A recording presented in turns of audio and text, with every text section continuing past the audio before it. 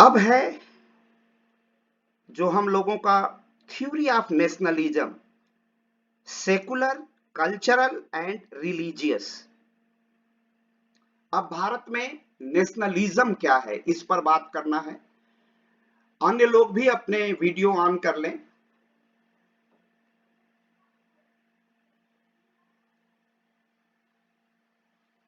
राष्ट्र के विषय में दो बातें स्पष्ट हैं। एक है भारतीय पद्धति का राष्ट्रवाद, भारतीय दृष्टिकोण के अनुसार राष्ट्रवाद, और दूसरा है पाश्चात्य दृष्टिकोण के अनुसार राष्ट्रवाद। राष्ट्रवाद की दो अवधारणाएं हैं। एक अवधारणा पाश्चात्य दृष्टि की है या पाश्चात्य विचार की है, और दूसरी अवधारणा भारतीय विचार की है, जिसे हम प्राच्य धारणा भी कहते हैं। राष्ट्रवाद की दो अवधारणाएं हैं। एक अवधारणा पाश्चात्य दृष्टि की है, एक अवधारणा पाश्चात्य दृष्टि की है या पाश्चात्य विचार की है, पश्चिम की है।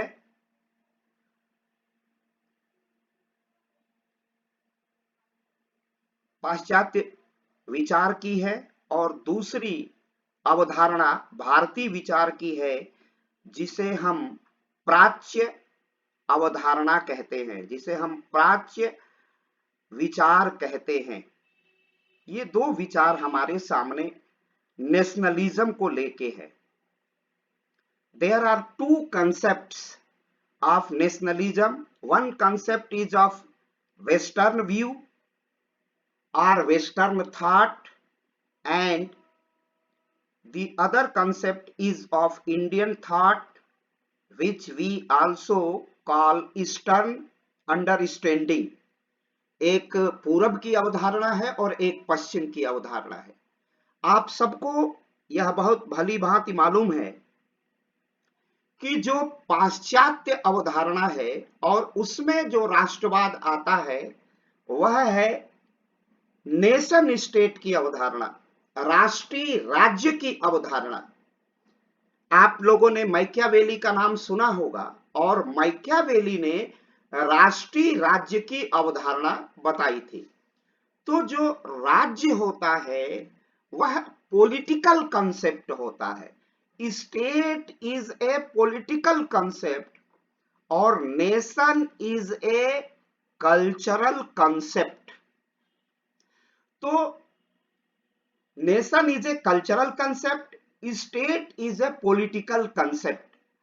राज्य एक राजनीतिक विचार है, राजनीतिक अवधारणा है, जबकि राष्ट्र एक सांस्कृतिक, भू सांस्कृतिक, भू माने पृथ्वी, जियो कल्चरल आइडियोलॉजी है। Nation is A Jio cultural ideology. राष्ट्र क्या है? एक राजनीतिक अवधारणा है, जबकि राष्ट्र एक सांस्कृतिक और भू सांस्कृतिक, जियो कल्चरल आइडियोलॉजी है, और state is a political ideology.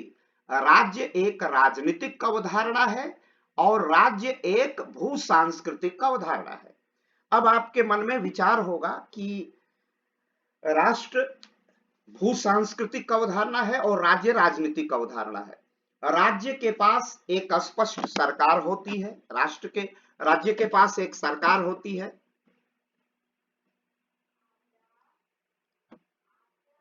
आद्या, आर्या, एक मिनट आ जाइबू। आर्या, आर्या, आर्या, लाइट जलाइए, लाइट जलाओ।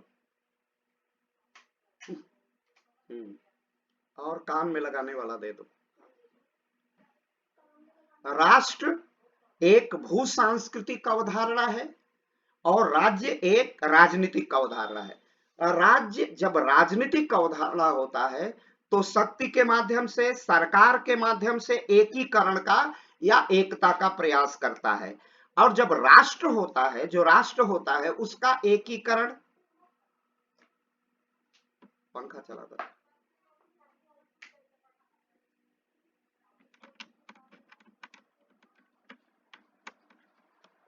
ये पूछिए आता नहीं, एक और ही मोबाइल दे दे दीजिए, एक मोबाइल और दे दो,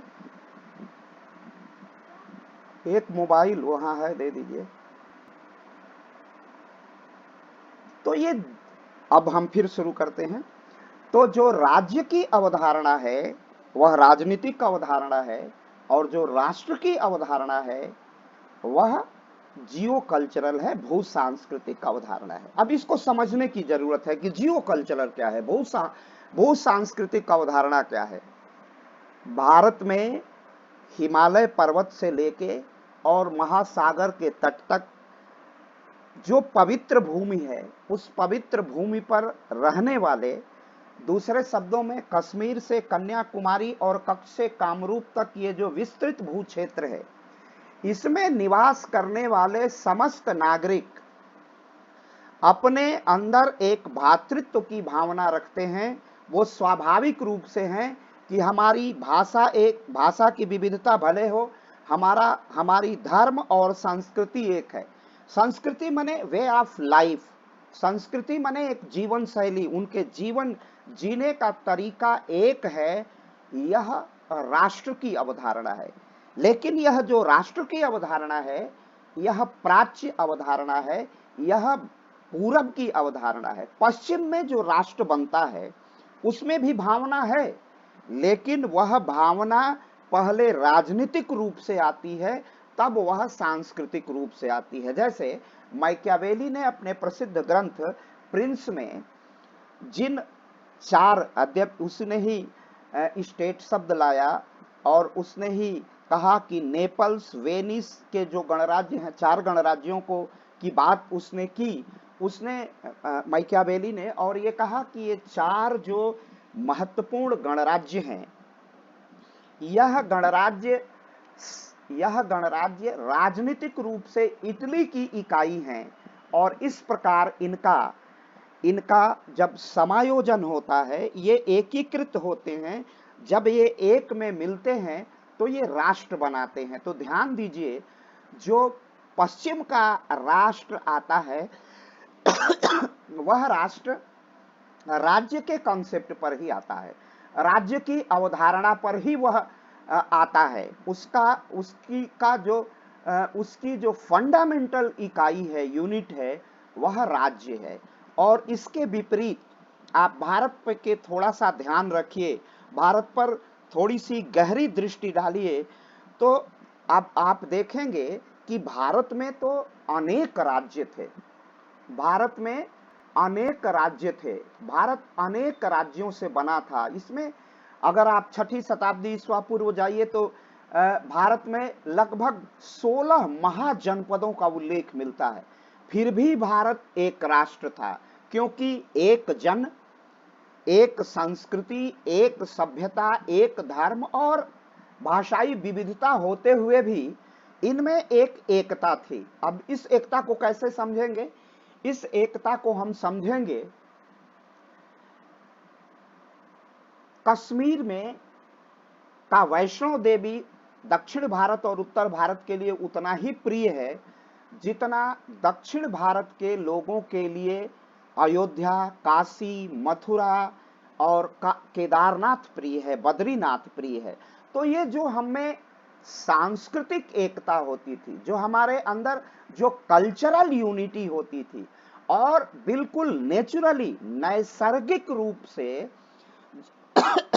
बहुत नैसर्गिक रूप से जब इस भाव से हम लोग जुड़ते थे, इस भाव को जब हम लोग समझते थे, तब इसको कहा जाता है कि हम एक राष्ट्र हैं। हम क्या हैं? एक राष्ट्र हैं।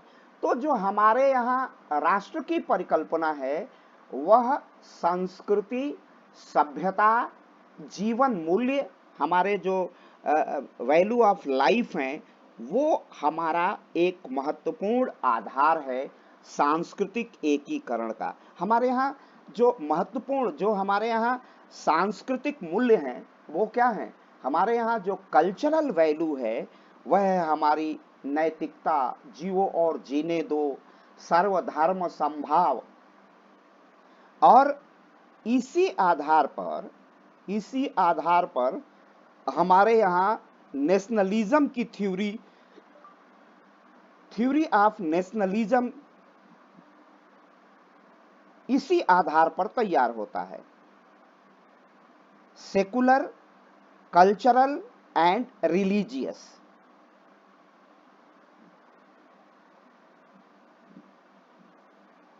तो जो भारत में नेशनलिज्म है और जो थीम, भारत की जो थीम है, वह भारतीय जो थीम है, वह हमारी जो राष्ट्र की थीम है वह एक साथ रहना, एक साथ जीना और एक दूसरे के अस्तित्व को स्वीकार करने में है। हमारे यहाँ जो राष्ट्र का आधार है, जो भारतीय दर्शन में, भारत के प्राचीन और आधुनिक दर्शन में जो हमारा राष्ट्रवाद बनता है, एक साथ जीना, लाइव टुगेदर, एक साथ अस्तित्व,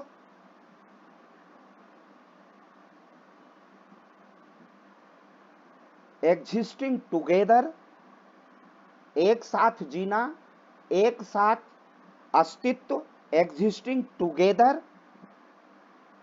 तो सहजीवन और सह अस्तित्व और एक साथ रहना,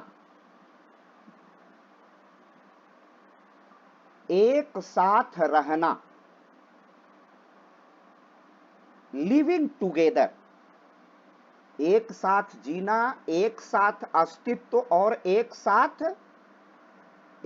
रहना, एक साथ जीना और एक साथ रहना। हमारा एक साथ अस्तित्व, सब हम भी हैं, तुम भी हो, इस बात पर ही हमारा नेशनलिज्म बनता है। और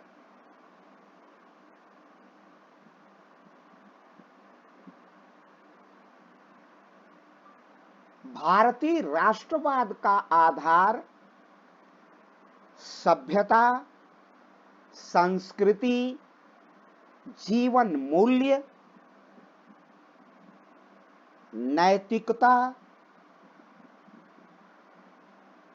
भारत की प्राचीनता, परंपरा, बंधुत्व,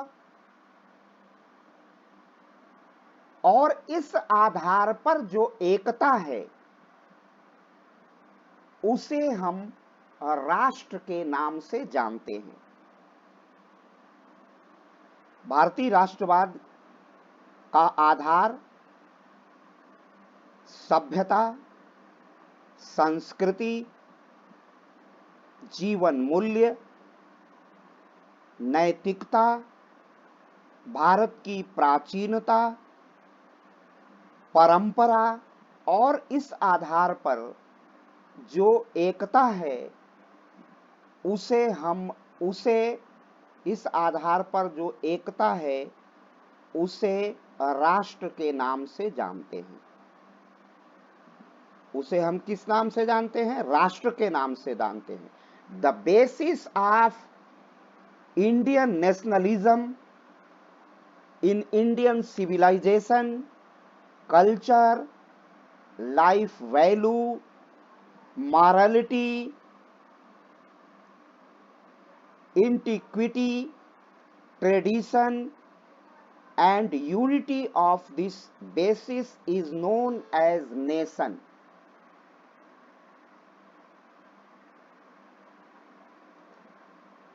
यह हमारे राष्ट्र का निर्माण करती है। तो हमारे राष्ट्र के निर्माण में हमारी सभ्यता, संस्कृति, हमारे जीवन के मूल्य, ये सब मिलके हमें एक राष्ट्र बनाते हैं। अब हमारी संस्कृति, सभ्यता, हमारे जीवन के मूल्य भारत में थ्योरी ऑफ नेशनलिज्म बनाते हैं। भारत में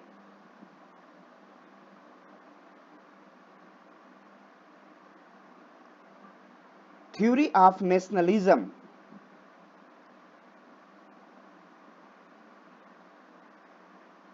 इसी आधार पर भारत में निर्मित होता है। तो भारत का राष्ट्रवाद इन्हीं महत्वपूर्ण बिंदुओं पर आधारित है। अब इसके हम लोग आगे बढ़ते हैं, इसी आधार पर इसकी पृष्ठभूमि बनाएंगे जैसा हमने शुरू में आप सबको बताया है।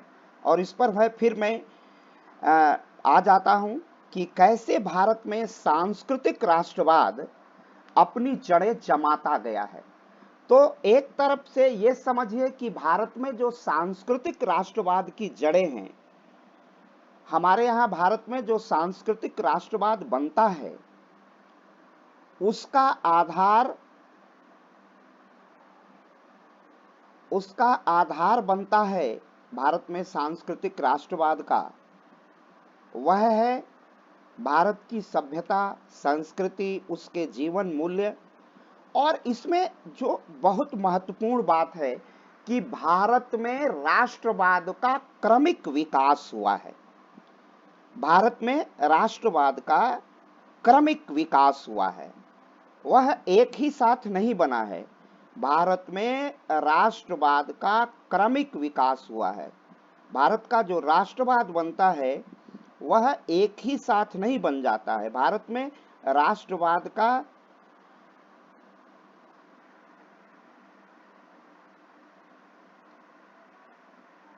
अनेक चरण दिखाई देता है। भारत में राष्ट्रवाद का, इस आधार पर हम भारत के राष्ट्रवाद को समझने का प्रयास करेंगे। अभी हमने आपको बताया भारत के राष्ट्रवाद का आधार, कि भारत के राष्ट्रवाद को, जो भारत में जो राष्ट्रवाद है वह एक भावनात्मक इकाई है, इमोशनल। भारत में राष्ट्रवाद का एक इमोशनल क्रम है, एक इमोशनल सीक्वेंस है।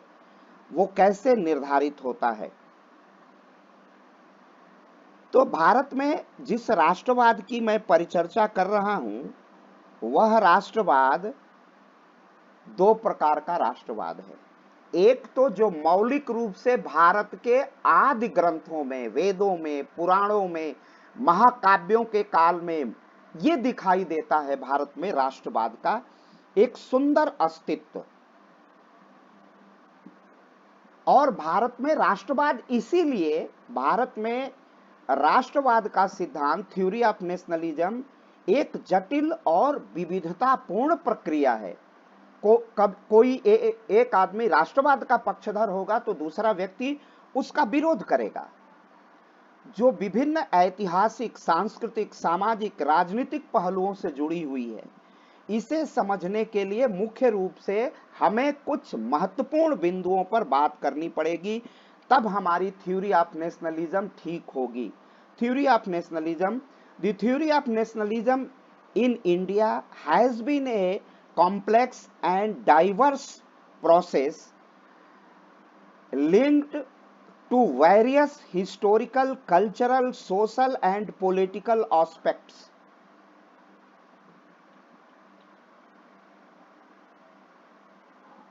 अरे भाई, अपना आप भी क्यों तुम अनम्यूट कर देते हो बार बार? The theory of nationalism in India has been complex and diverse process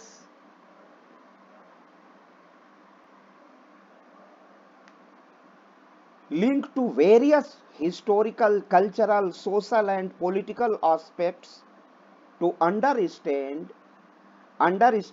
it, it is important to focus on the follows main points. Bharat में राष्ट्रवाद को समझने के लिए हमें निम्नलिखित बिंदुओं पर ध्यान देना पड़ेगा। पहला क्या है? औपनिवेशिक पृष्ठभूमि। भारत में राष्ट्रवाद का उदय, जब भारत में राष्ट्रवाद प्रखरता से उदित होता है, मैं आपको बताना चाहूंगा कि भारत में जो राष्ट्रवाद की अवधारणा है, यह बहुत ही सशक्त ढंग से जब भारत में अंग्रेज आ जाते हैं, भारत में औपनिवेशिक शासन होता है, तो भारत में राष्ट्रवाद बहुत प्रखर हो जाता है। भारतीय राष्ट्रवाद को एक प्रखरता मिलती है, भारतीय राष्ट्रवाद को एक नई ऊर्जा मिलती है। भारत में राष्ट्रवाद का जागरण 1712 में मीर कासिम के आक्रमण से भी नहीं होता है। पूरे मध्य युग में भारत में राष्ट्रवाद का जागरण नहीं होता है। वहां पर भक्ति आंदोलन और अन्य आंदोलन दिखाई देंगे, पुनर्जागरण दिखाई देगा, लेकिन राष्ट्रवाद नहीं दिखाई देता है। तो भारत में राष्ट्रवाद के जागरण से, राष्ट्रवाद का जागरण, भारत में राष्ट्रवाद जो जागता है, भारत में जो राष्ट्रवाद का जागरण होता है, वह मैंने अभी कहा कि वह मध्यकाल में नहीं होगा। भारत में 1712 में पहला आक्रमण होता है आक्रांताओं का, उसके पहले सिकंदर और कितने आक्रमण हुए, उस समय भी भारत में राष्ट्रवाद की जागृति नहीं हुई। लेकिन भारत में राष्ट्रवाद की जागृति तब होती है जब भारत में औपनिवेशिक सरकार का गठन होता है। वहां से भारत का राष्ट्रवाद का एक नया कलेवर दिखाई देता है। इसे सब नोट करते चलिए, और ये पूरा वीडियो आपके पास मैं अभी भेज रहा हूं। प्राचीन भारत में राष्ट्रवाद का जागरण दिखाई नहीं देता है, राष्ट्रवाद का केवल संदेश दिखाई देता है।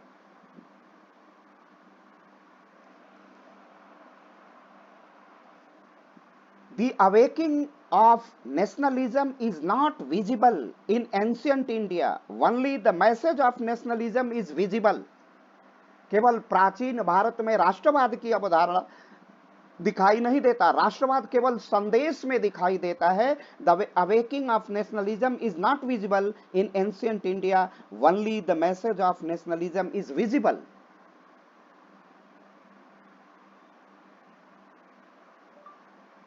प्राचीन भारत में विदेशी आक्रांताओं के आक्रमण पर भी भारत में राष्ट्रवाद का स्वर मुखरित नहीं होता है।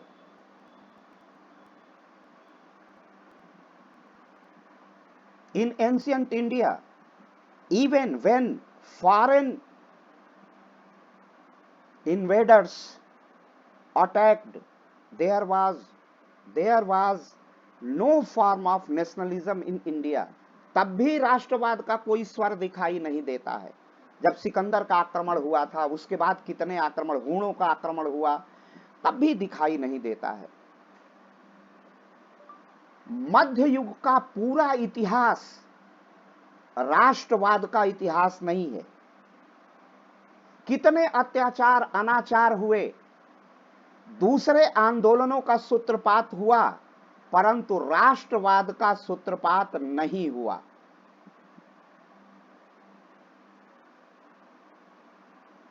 तो मध्य युग का पूरा इतिहास राष्ट्रवाद का इतिहास नहीं है। The entire history of the medieval age is not the history of nationalism. The entire history of the medieval age, वहां भी आपको राष्ट्रवाद दिखाई नहीं देता है, राष्ट्रवाद की कोई अवधारणा दिखाई नहीं देती है। मध्य युग में भक्ति आंदोलन चेतना के जागरण का एक संदेश है, परंतु वह राष्ट्रवाद छिपा हुआ राष्ट्रवाद है। मध्य युग में भक्ति आंदोलन चेतना के जागरण का संदेश है, परंतु वह राष्ट्रवाद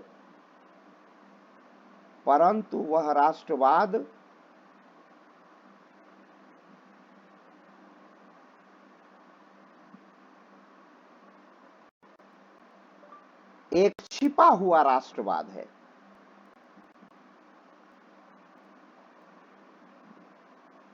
मध्य युग में जनता मुगलिया आक्रमण या जितने मध्य युग के शासक हैं उनके विरुद्ध थी, वो पसंद नहीं करती थी भारत की जनता। भक्ति आंदोलन उसमें दिखाई देगा। The bhakti movement is the middle age, is a message of awakening of consciousness, but that nationalism is a hidden nationalism. मध्य युग में भक्ति आंदोलन के माध्यम से एक राष्ट्रवाद का अभ्युदय दिखाई देता है, लेकिन वह अभ्युदय छिपा हुआ अभ्युदय है, वह अस्पष्ट नहीं है।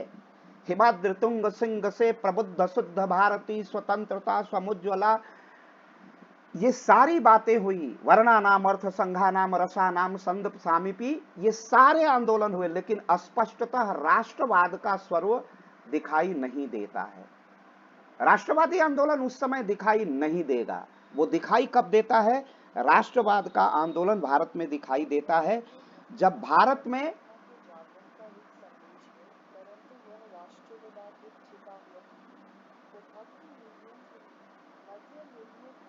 भारत में सांस्कृतिक जागरण होता है, जब भारत में औपनिवेशिक पृष्ठभूमि से राष्ट्रवाद को एक नई चेतना मिलती है, भारत में राष्ट्रवाद को एक नई दिशा मिलती है। भारत में राष्ट्रवाद का उदय ब्रिटिश औपनिवेशिक शासन का जब भारतवासी डटकर विरोध करते हैं, तब राष्ट्रवाद का स्वर हमें मुखरित होता हुआ दिखाई देता है।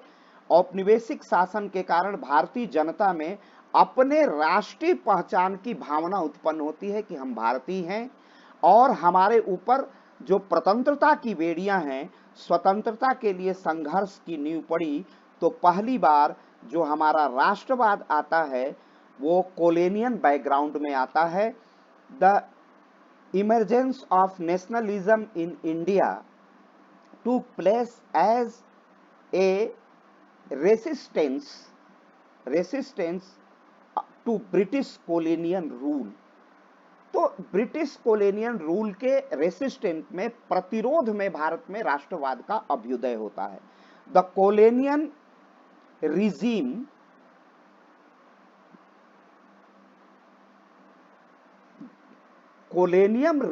में जो उस समय एरा है, उस समय जो कोलोनियल रूल है और उस रूल का जो इम्पैक्ट भारत की जनता पर पड़ रहा है, जो प्रभाव पड़ रहा है, जिससे वो परेशान हैं, तब उसके बाद एक अंडरस्टैंडिंग होती है भारत की जनता में, अंडरस्टैंड इट, उसके विरुद्ध एक भारत की जनता में सोच का विकास होता है, एक पॉलिटिकल अवेयरनेस आती है भारत की जनता में, और यह बहुत ही महत्वपूर्ण है। It is important to focus on, it is important the foundation of nationalism in British rule. तो जो ये पृष्ठभूमि है, वह पृष्ठभूमि ब्रिटिश रूल के अंतर्गत ही भारत में नेशनलिज्म का विकास होता है। तो जो कोलोनियल बैकग्राउंड है, जो foundation for the struggle for independence, जब स्ट्रगल फॉर इंडिपेंडेंस भारत की जनता रेसिस्टेंस करती है और भारत की जनता प्रतिरोध करती है, किसके लिए? स्वतंत्रता के लिए, तब भारत में स्पष्ट रूप से नेशनलिज्म दिखाई देता है। एक बहुत महत्वपूर्ण उदाहरण है, जब भारत में अंग्रेजों की कुचिल चाल से औपनिवेशिक शासन ने भारत को विभाजित करने के लिए, भारत के मन को तोड़ने के लिए, हम हर जगह उन्होंने राष्ट्रवाद को जागृत करने का अवसर भारतवासियों को दे दिया। भारतवासियों को कोड़े बरसाकर, भारतवासियों से अनर्गल तरीके से राजस्व की वसूली करके, भारतवासियों को अनर्गल तरीके से प्रताड़ित करके अंग्रेजों ने भारत में राष्ट्रवाद के लिए अवसर प्रदान किया। 1905 में जो बंगभाषी, बांग्ला बोलने वाले जो बंगालीज थे, जो बांग्लादेश के नागरिक थे, उनको दो भागों में बांटा। आप सब जानते हैं, उस इतिहास से आप सभी लोग परिचित हैं। एक जो बांग्लादेश था, उसमें बहुसंख्यक मुस्लिम आबादी थी, जो पूर्वी बंगाल था, और एक जो हिंदू आबादी बहुल वाला एरिया था, वो पश्चिम बंगाल कहलाता था। तो पूर्वी बंगाल और पश्चिमी बंगाल में को अंग्रेजों ने 1905 में विभाजित कर दिया, और आप सब जानते हैं उनकी डिवाइड एंड रूल की थ्योरी थी। और इस डिवाइड एंड रूल की थ्योरी ने, इस डिवाइड एंड रूल ने अंग्रेजों के द्वारा यह अवसर दे दिया। अब भारतवासियों को यह अच्छा नहीं लगा, न तो हिंदू को अच्छा लगा, न तो मुसलमान को, और वहीं से बंग भंग का आंदोलन, उसके विरुद्ध बंगाल को बांटने का जो अंग्रेजों का कुत्सित प्रयास था, उसके विरुद्ध बंग भंग, और वहीं से विद्यार्थियों ने अपने कॉलेज छोड़े, बड़े बड़े सीनियर्स लॉयर्स ने अपनी वकालत छोड़ी, प्रोफेसर्स ने अपने विद्यालय छोड़े, और वहां पर एक भारतीयता की भावना का उभार होता है।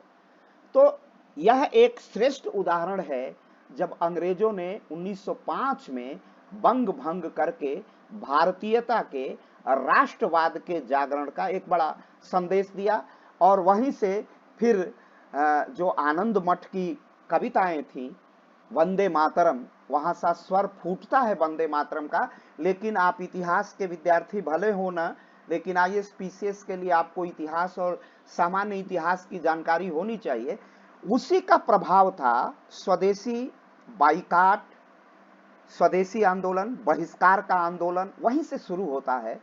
और वही वंदे मातरम का स्वर फिर हैदराबाद तक चला जाता है। और जो वंदे मातरम मूवमेंट हुआ वो आनंद मठ में ऐतिहासिक सन्यासियों के विद्रोह से तो होता है, लेकिन जब वंदे मातरम आंदोलन चला तो हैदराबाद में जाके चला। तो ये कदम कदम पर औपनिवेशिक शासन ने भारत में राष्ट्रवाद को जागृत करने का अवसर प्रदान किया। तो ये हमारी औपनिवेशिक पृष्ठभूमि थी। दूसरा हमारा सांस्कृतिक पुनर्जागरण होता है 19वीं सदी में। सांस्कृतिक पुनर्जागरण, और सांस्कृतिक पुनर्जागरण का केंद्र कौन था? बंगाल था। 1773 में अंग्रेजों ने वहां हाई कोर्ट, सुप्रीम कोर्ट बनाया, और फिर 1912 में राजधानी का स्थानांतरण किया दिल्ली के लिए। तो इस बीच 19वीं शताब्दी में जो सांस्कृतिक जागरण का केंद्र था वो कौन सा केंद्र था? पश्चिम बंगाल का कलकत्ता। और यहाँ पर भारतीय संस्कृति, परंपरा और उसके विरासत को पुनर्जीवित करने का काम किया गया। माने यहाँ से लुक्ड पास्ट की थ्योरी आई कि तुम अपने अतीत की ओर देखो। भारत का गौरव भारत के अतीत में है।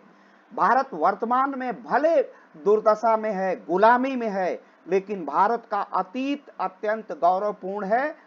Looked before past, looked before देखने का, अपने पास्ट को देखने की यह जो ललक थी, यह जो अपने अतीत को देखने का तरीका था, अपने इतिहास पर गर्व करने का था, जो ग्लोरी ऑफ द हिस्ट्री थी, यही तो सांस्कृतिक हमारा जागरण था, यही सांस्कृतिक पुनर्जागरण था। पुनः माने एक बार रेनेसा, जो रेनेसा होता है अपने संस्कृति पर गर्व करने का क्षण होता है, लेकिन वो बौद्धिकता के आधार पर, तार्किकता के आधार पर, रेशनलिज्म के बेस पर, बेसिस ऑफ रेशनलिज्म। उसका आधार क्या है? तर्कवाद है। उसका आधार क्या है? बुद्धिवाद है। इसके आधार पर जब हमारा सांस्कृतिक जागरण होता है, जब हम सांस्कृतिक रूप से प्रत्येक भारतवासी जागृत होता है, तो इसे सांस्कृतिक पुनर्जागरण कहते हैं। हमें अपने कल्चरल रेनेसा के माध्यम से भारत में भारतवासियों के ने यह महसूस कराया कि वह एक समृद्ध सांस्कृतिक इतिहास वाले लोग हैं। कोई इसमें से बताएगा कि सांस्कृतिक पुनर्जागरण में किस ऐतिहासिक घटना ने महत्वपूर्ण योगदान दिया कि भारत अपनी संस्कृति और सभ्यता पर गर्व कर सके? वह कौन सी बड़ी घटना थी? इतिहास के पृष्ठों को खंगालने के बाद वो कौन सा विषय आता है जब भारत को यह गर्व करने का अवसर मिला कि हम तो दुनिया के सबसे प्राचीन देश हैं? कोई भी बताएगा? अपना माइक अनम्यूट करके उस प्रश्न का उत्तर दे सकता है। भारतवासियों को कब ऐसा लगा कि भारत का अतीत अत्यंत समृद्ध है, भारत अपने इतिहास पर गर्व करने का अधिकारी है? Very good, very good. जब राखलदास बनर्जी के नेतृत्व में, और एक और थे, राखलदास बनर्जी थे, और एक और बड़ा नाम था जो, हाँ, Dayaram, very good, very good, Dayaram Sahni. जब इतिहास के, जब पृथ्वी के गर्भ से यह अतीत बाहर निकल के आता है और भले उसकी लिपि को न पढ़ पाए, लेकिन दुनिया को ये बता दिया गया कि ये भारत का सिविलाइजेशन पहले उसका विस्तार भी बहुत था। आप बामियान के क्षेत्र से लेकर के और मेरठ के आलमगीर तक, राखी गढ़ी तक, और राखी गढ़ी का जब कार्बन डेटिंग होता है तो इतिहास अत्यंत पीछे जाता है।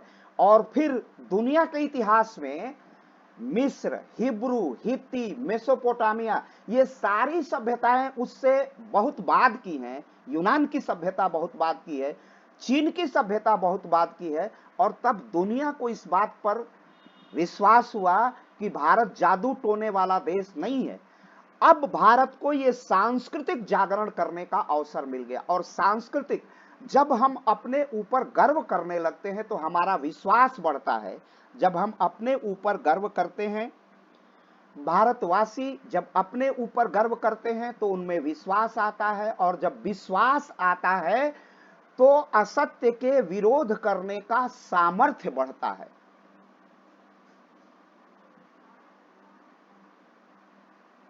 और जब विश्वास आता है तो क्या होता है, हम असत्य का विरोध कर सकते हैं। और जब असत्य का विरोध करते हैं तो वही क्या है, राष्ट्रवाद है। तो भारतवासी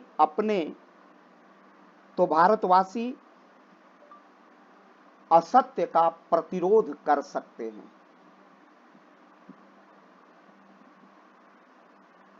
और जब भारतवासी अपने गर्व से अपने अन्याय का, असत्य का प्रतिरोध करते हैं, उनके ऊपर जो अनाचार, अत्याचार प्रतिरोध करते हैं, तो यही प्रक्रिया क्या है, यही प्रक्रिया राष्ट्रवाद है। तो सांस्कृतिक रेनेसा ने भारत में राष्ट्रवाद का क्या दे दिया, अवसर दे दिया। भारत में राष्ट्रवाद, तो यही क्या है, तो यही राष्ट्रवाद है। तो भारत में राष्ट्रवाद इसी रूप में जागृत होता है। राष्ट्रवाद की पृष्ठभूमि यही है, भारत में राष्ट्रवाद का जागरण यही है, भारत में राष्ट्रवाद के आविर्भाव होने का कारण भी यही है। तो भारत में जो राष्ट्रवाद का जागरण है वह क्या है, कोलोनियल बैकग्राउंड के कारण है।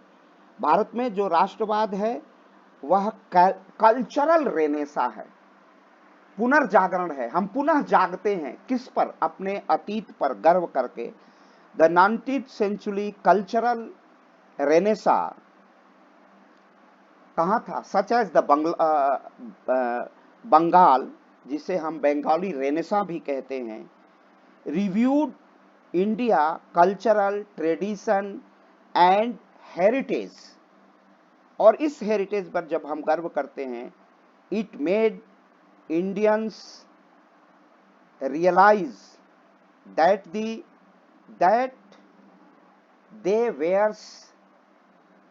they were people with a rich cultural history।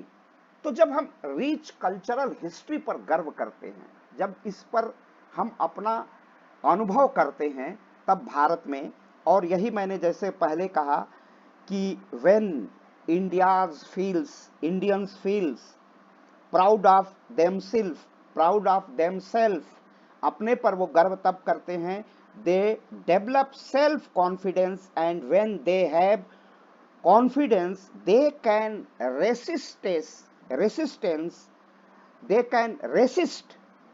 resist untruth। जब वो अन्याय का प्रतिरोध करते हैं, अन्याय का विरोध करते हैं, एंड दिस इज नेशनलिज्म। और भारत का नेशनलिज्म इसी आधार पर।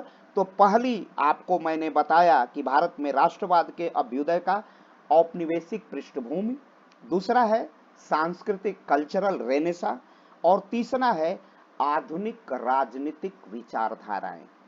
तीसरा क्या है, आधुनिक राजनीतिक, modern political ideology. Modern political ideology क्या थी, अगर आप ध्यान दें तो 1857 का जो प्रतिरोध होता है, 1857 का जो फ्रीडम स्ट्रगल का पहला मूवमेंट होता है, और पहला मूवमेंट कहने वाला कौन था? Karl Marx. कार्ल मार्क्स ने 1857 के उस विद्रोह को पहला विद्रोह और क्रांति कहा है। आइए इसका प्रश्न बनता है। कार्ल मार्क्स ने 1857 के विद्रोह को, वो कई बार आ चुका है, लगभग 3 बार आईएएस में प्रश्न पूछा जा चुका है। उसने 1857 के क्रांति को, तो ये पॉलिटिकल आइडियोलॉजी 1848 में 1848 में कम्युनिस्ट मैनिफेस्टो बाजार में आ चुकी थी, लिखा जा चुका था। दास कैपिटल भी आ चुकी थी, होली फैमिली भी आ चुकी थी। तो मार्क्स के इस विचारधारा ने, और फिर जर्मनी की पराजय, ये पहले विश्व युद्ध में जो बड़े बड़े, जापान का पराजय, बड़े बड़े देशों का जो पराजय हुआ, 1917 की बोल्शेविक क्रांति ने, पॉलिटिकल आइडियोलॉजी ने भारत के स्वतंत्रता संग्राम के सेनानियों को बहुत, एम.एन. रॉय 1925 पहली विदेश में सरकार बन जाती है भारत की राजा महेंद्र सिंह के द्वारा। तो इस प्रकार पॉलिटिकल आइडियोलॉजी ने भारत के नेशनलिज्म को बहुत बढ़ावा दिया, और उसमें लीडर्स की, पॉलिटिकल आइडियोलॉजी और उसके लीडर्स की बड़ी भूमिका थी। उनकी leaders like Mahatma Gandhi, Bal Gangadhar Tilak, Jawaharlal Nehru and Subhash Chandra Bose define various aspect of nationalism. इन्होंने विभिन्न पक्ष बताए, विभिन्न आयाम बताए नेशनलिज्म के। गांधी ने कहा, गांधी का राष्ट्रवाद सुभाष के राष्ट्रवाद में था, तुम मुझे खून दो मैं तुझे आजादी दूंगा, आईएनए की स्थापना। जवाहरलाल ने 1929 में पहली बार तिरंगा फहराया रावी के तट पर और कहा कि भारत के कांग्रेस का पहला लक्ष्य पूर्ण स्वतंत्रता है, हम डोमिनियन स्टेट पर भी नहीं मानेंगे। तो इस महात्मा गांधी ने करो या मरो, सविनय अवज्ञा आंदोलन, quit India movement, do or die जैसे बड़े आंदोलन छेड़ करके अंग्रेजों के विरुद्ध एक गहरा प्रतिरोध किया। और अपने Gandhi leads mass movement through non violence, ahimsa and satyagraha, while Tilak proclaimed that swaraj की अवधारणा, स्वतंत्रता मेरा जन्मसिद्ध अधिकार है और हम इसे लेके रहेंगे। ऐसे जो पॉलिटिकल आइडियोलॉजी थी ये भारत में राष्ट्रवाद की आधारभूत संरचना थी। भारत में नेशनलिज्म का फंडामेंटल स्ट्रक्चर था। भारत में हमारा यह महत्वपूर्ण संरचनात्मक परिवर्तन था। और इस तरह भारत में सांस्कृतिक पुनर्जागरण के बाद महात्मा गांधी, बाल गंगाधर तिलक, जवाहरलाल नेहरू, सुभाष चंद्र बोस जैसे नेताओं ने राष्ट्र के विभिन्न पहलुओं को परिभाषित किया, राष्ट्रवाद के विभिन्न पक्षों को प्रस्तुत किया। गांधी ने अहिंसा सत्याग्रह के माध्यम से सामूहिक आंदोलनों का नेतृत्व किया, उसकी अगुवाई की, जबकि तिलक ने स्वराज को भारतवासियों का क्या बताया? जन्म सिद्ध अधिकार, बाय बर्थ राइट्स बता दिया। तो इस प्रकार राजनीतिक विचारधाराओं ने भी भारत में, और डॉक्टर लोहिया किसान के भारतीय राष्ट्रीय कांग्रेस के अंतर्गत समाजवादी दल की स्थापना 1934 पटना में जयप्रकाश नारायण, आचार्य नरेंद्र देव और डॉक्टर राम मनोहर लोहिया ने की थी। कांग्रेस रेडियो चलाती थी उषा मेहता और डॉक्टर राम मनोहर लोहिया। तो ये भारत में ये विचारधाराएं, साम्यवाद की विचारधारा ने, समाजवादी विचारधारा ने, राष्ट्रवादी विचारधाराओं ने भारत में राष्ट्रवाद को एक नया आधार दिया। राष्ट्रवाद भी एक राजनीतिक विचारधारा है, आप सब जानते हैं। इसके बाद आता है समाजवाद और आर्थिक दृष्टिकोण। नेहरू के नेतृत्व में स्वतंत्र भारत में राष्ट्रवाद को समाजवाद और औद्योगिकीकरण से जोड़ा गया।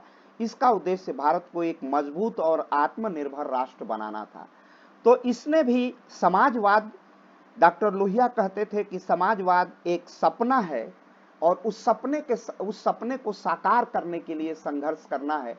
जैसे नदियां विभिन्न रास्तों से, विभिन्न मार्गों से होते हुए जाके समुद्र में मिल जाती हैं, उसी प्रकार समाजवाद की विभिन्न विचारधाराएं आपस में जाकर के जो महासमुद्र में मिलती थी, वह महासमुद्र था भारत को एक लोक कल्याणकारी राज्य और भारत की गरीब जनता को क्या करना, भारत की गरीब जनता का कल्याण करना। और उसका आधार था सोशलिज्म। सोशलिज्म माने जो सोशल और इज्म है, मतलब समाज का विचार है।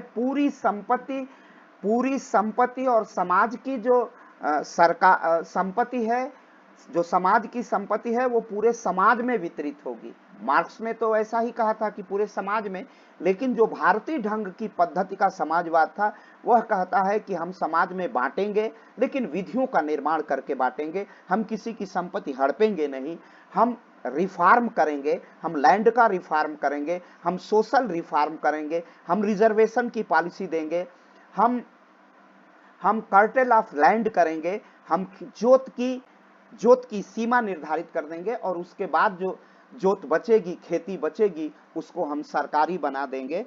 तो ये जो सोशलिज्म था एंड जो इकोनॉमिक पर्सपेक्टिव था, इसने भी भारत में नेशनलिज्म को बढ़ावा दिया।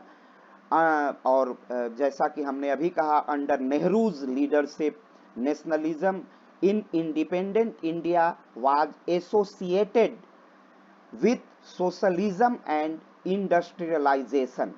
भारत में जब तक गरीबों लोगों का कल्याण नहीं होगा, गरीबों का पेट नहीं भरेगा, गरीबों के तन पर वस्त्र तभी जाएगा। इस भूखे भारत को हम तभी खिला सकते हैं जब हरित क्रांति होगी। इन नंगे बदन को तभी हम वस्त्र दे पाएंगे जब औद्योगिक क्रांति होगी। तो नेहरू ने यह सपना दिखाया कि हम औद्योगिकीकरण करें। The aim was to make India a strong and self-reliant nation, और हम एक सेल्फ रिलायंस, एक आत्मनिर्भर राष्ट्र के रूप में परिवर्तित करने के लिए जो सोशलिज्म और इकोनॉमिक पर्सपेक्टिव था, इसने भी अपनी महत्वपूर्ण भूमिका निभाई है। इसने भी अपनी एक महत्वपूर्ण भूमिका निभाई है। थोड़ी देर के लिए आप लोग रुकिए।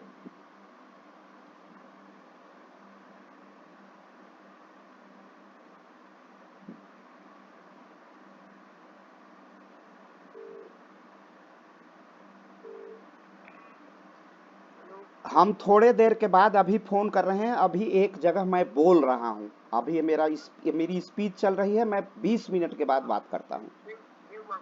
हाँ, ठीक, आप उतर जाइए। तो भारत में ये अपने राष्ट्रवाद का बड़ा सा आधार था, जिसके विषय में आप लोग जान गए। ये बातें आप सबके समझ में आई कि भारतवासी जब अपने कैसे कैसे भारत में राष्ट्रवाद का प्रचार और प्रसार होता है और उसके वैचारिक आधार क्या थे, किस आधार पर हम भारत में राष्ट्रवाद को। तो आपने देखा कि जो आधुनिक राजनीतिक विचारधाराएं हैं, उसने भी अपना महत्वपूर्ण भूमिका निभाई।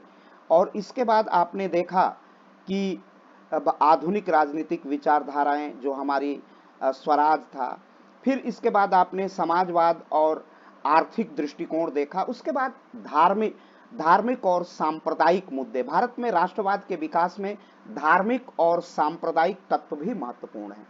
जो संप्रदाय के हमारी जो अवधारणा है, कुछ आंदोलनों ने सांप्रदायिक एकता पर जोर दिया, जबकि कुछ हिस्से में यह विभाजनकारी भी सिद्ध हुआ।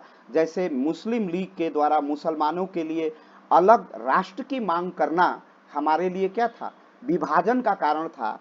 तो दूसरी ओर आप देखेंगे कि भारत में गणेश पूजा का आयोजन किसने किया, बाल गंगाधर तिलक ने।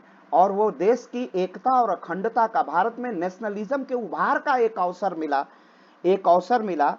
तो जहां पर हमारे धार्मिक और सांप्रदायिक मुद्दों ने भी महत्वपूर्ण भूमिका निभाई। रिलीजियस एंड कम्युनल इश्यूज ने, religious and communal elements were also significant in the development of nationalism in India. Some movements emphasized communal unity, while in some parts it proved divides such as the demand for separate nation for the Muslim lead by the Muslim league. तो ये एक बड़ा गंभीर प्रश्न है कि अब यहाँ पर मैं आपके विचार पर, आपकी तर्क शक्ति पर ये बात छोड़ता हूं कि भारत में जहां एक और जो सांस्कृतिक राष्ट्रवाद है, जो भारत में एक और जो हमारी सांप्रदायिकता और धार्मिकता है, जो सनातन की सांप्रदायिकता है, जो सनातन की धार्मिकता है, उसमें बाल गंगाधर तिलक का जो गणेश पूजा का आयोजन था, जिसे हम क्या कहते हैं, गणपति बप्पा मोरया, उसने भारत में नेशनलिज्म को बढ़ाया। लेकिन दूसरे तरफ आप एक और आंदोलन देखते हैं जो ये कहता है कि हिंदू और मुसलमान दो धर्म ही नहीं है, दो कौमें हैं, दो राष्ट्र है, क्योंकि दोनों की जो जीवन शैली है वो डिफरेंट है। और यहीं से टू नेशन का सिद्धांत, टू नेशन थ्योरी आती है। तो आप सब जानते हैं कि भारत में जहां धार्मिक और सांप्रदायिक आंदोलन राष्ट्र को एकता के सूत्र में बांध करके भारत में नेशनलिज्म को बढ़ावा देते हैं, तो दूसरी ओर जो इस्लामिक फंडामेंटलिस्ट हैं, वह धार्मिक आंदोलन भारत को धर्म के आधार पर ही बांटने का प्रयास करता है। तो ये एक बड़ा महत्वपूर्ण बिंदु हम लोगों ने डिसाइड कर लिया। समाजवाद हो ही गया, धार्मिक। अब आधुनिक संदर्भ, कुछ जो हमारे पास जो मॉडर्न कॉन्टेक्स्ट हैं वो क्या है? In India the define of nationalism is changing. It is often seen as a cultural and political agenda. Presently, it is frequently associated with this इसे क्या कहेंगे, patriotism, collective pride and regional identity। तो भारत में जो आधुनिक संदर्भ है, जो मॉडर्न कॉन्टेक्स्ट है, आधुनिक संदर्भ में आज भी भारत में राष्ट्रवाद की लगातार परिभाषाएं बदल रही हैं। एक नारा आप अभी सुन रहे हैं, बटेंगे तो कटेंगे, कटेंगे वाला नारा चल रहा है। यह भी एक तरफ से राष्ट्रवाद की ओर संकेत कर रहा है, लेकिन इसका जो मीडियम है वो नकारात्मक है, इसका माध्यम नकारात्मक है। वो राष्ट्रवाद को डिफाइन तो कर रहे हैं, लेकिन उसकी संपूर्णता में उसके नारे का जो प्रारंभिक स्वर है, वह नारा सांप्रदायिकता भी है और संपूर्णता में उसकी परिभाषा नहीं है। हम बटे थे तो अफगानिस्तान से सिमटते हुए पाकिस्तान आ गए, हम बटे थे तो पाकिस्तान से सिमटते हुए पंजाब की सीमा तक आ गए। किस तरह बांग्लादेश, एक ही भाषा कल्चर के लोग आज बांग्लादेश बन गया है, बांग्लादेश की दुर्दशा आप देख रहे हैं। तो भारत में राष्ट्रवाद का सिद्धांत एक बहुत नेशनलिज्म डायनेमिक आइडियोलॉजी, यह एक गतिशील अवधारणा है। और इसकी गतिशीलता, अगर हम कहते हैं कि भारत को 2047 तक एक विकसित राष्ट्र बनाएंगे, देयर इज नेशनलिज्म, यह भी राष्ट्रवाद है। तो भारत में राष्ट्रवाद का सिद्धांत एक डायनेमिक प्रोसेस है, एक गतिशील प्रक्रिया है, जिसमें इतिहास के विभिन्न भागों में अलग अलग रूप धारण कर लिया है। भारत के विभिन्न भागों में ये अलग अलग, कभी भारतीय समाज की विविधता, ये भारत का राष्ट्रवाद है। कोई बंगला बोलता है, कोई तमिल बोलता है, कोई मलयालम बोलता है, कोई कन्नड़ बोलता है, लेकिन वह भी काशी में आता है, वह भी, और उत्तर भारत का आदमी भी बालाजी जाता है, तिरुपति बालाजी जाता है, कृष्णा और कावेरी के डेल्टा पर जाता है, और चंदन के जंगलों से निकले हुए चंदन से, जो कौन मंगलम का जंगल है आप सब जानते होंगे, उस जंगल से जो चंदन है अपने माथे पर लगाता है जो उत्तर भारत का आदमी है। तो ये जो बदलते हुए हमारी विविधता है, हमारी एक सभ्यता और संस्कृति है, हमारी जो राजनीतिक दृष्टिकोण है, हमारा जो एक राजनीतिक दृष्टिकोण समाजवाद का है, एक राजनीतिक दृष्टिकोण ओवैसी साहब का भी है, एक राजनीतिक दृष्टिकोण कांग्रेस का भी है, एक राजनीतिक दृष्टिकोण समाजवादियों का भी है। भारत में विभिन्न प्रकार के समाजवाद की विभिन्न धाराएं, डॉक्टर लोहिया, जयप्रकाश नारायण, आचार्य नरेंद्र देव, मीनू मसानी, कमला देवी चट्टोपाध्याय, ये विभिन्न हमारे समाजवाद की धाराएं हैं। आधुनिक युग में मधुलिमय, मधुदंडवते जैसे बड़े नाम हैं। तो इन धाराओं ने भी राष्ट्र की एकात्मकता को स्वीकार किया, चाहे वो महाराष्ट्र से मधुलिमय और मधुदंडवते हों और कमला देवी चट्टोपाध्याय पश्चिम बंगाल से हो, किरणमय नंदा पश्चिम बंगाल से हो, लेकिन राष्ट्र की एकात्मकता को वो सभी स्वीकार करते हैं। और यही जो भारतीयता का दृष्टिकोण है, जो हमें सिखाता है क्या, आधुनिक संदर्भों में अक्सर देशभक्ति, अभी पाकिस्तान से और भारत के मध्य किसी प्रकार का ट्रसल होता है, अभी हम वो करते हैं, सर्जिकल स्ट्राइक करते हैं, तो एक नई भावना उभर जाती है। वो भी एक राष्ट्रभक्ति, देशभक्ति की भावना है, एक पेट्रियोटिक की एक्सप्रेशन है, सामूहिक गर्व करना। अभी चांद पर हमारा यान उतरा, तो यह भी एक साइंस के क्षेत्र में गर्व का विषय है, यह भी पार्ट ऑफ नेशनलिज्म है। और क्षेत्रीय पहचान के साथ भी कभी कभी ये जुड़ जाता है, जैसे काऊ बेल्ट है, उत्तर प्रदेश, बिहार, मध्य प्रदेश, राजस्थान, पश्चिम बंगाल, अरे वो हिमाचल प्रदेश, पंजाब, हरियाणा, ये जो हिंदी भाषी क्षेत्र है, जिसे बहुत पॉलिटिकल एनालिसिस्ट काऊ बेल्ट कहते हैं, यहाँ एक अलग भावना उभर जाती है। तो एक फिर कहीं तेलुगु विड्डा का प्रश्न खड़ा हो जाता है, तेलुगु गौरव का प्रश्न खड़ा हो जाता है, तो वह भी एक राष्ट्रवाद है। तो निष्कर्ष के रूप में कह सकते हैं कि भारत में राष्ट्रवाद का सिद्धांत बहुत ही गतिशील है, विविध रूपों में दिखाई देता है, कभी सांस्कृतिक रूप में, कभी राजनीतिक दृष्टिकोण के रूप में। तो भारत में इसे हम विविध रूपों से देखते हैं। The theory of nationalism in India is a dynamic process, यह एक बहुत ही गतिशील अवधारणा है, प्रक्रिया है, that has taken different forms of throughout various stages दिखाई देते हैं, स्टेजेस ऑफ हिस्ट्री, विभिन्न चरण दिखाई देते हैं इसके विकास में, इतिहास में। और it is a comprehensive reflection of the diversity, culture and political perspective of Indian society. तो इस तरह भारत में यह विविधता का राष्ट्रवाद दिखाई देता है। और आज भी जब यह प्रश्न हो रहा है कि इंडियन नेशनलिज्म, तो इंडियन नेशनलिज्म शुरू होके हम उसे वर्तमान संदर्भों में भी देखेंगे। और इसके बाद हमारी इसमें अब ये हो गया आपका इंडियन नेशनलिज्म, और नेशनलिज्म के बाद इसमें क्या बचता है ये बता दीजिए आप लोग।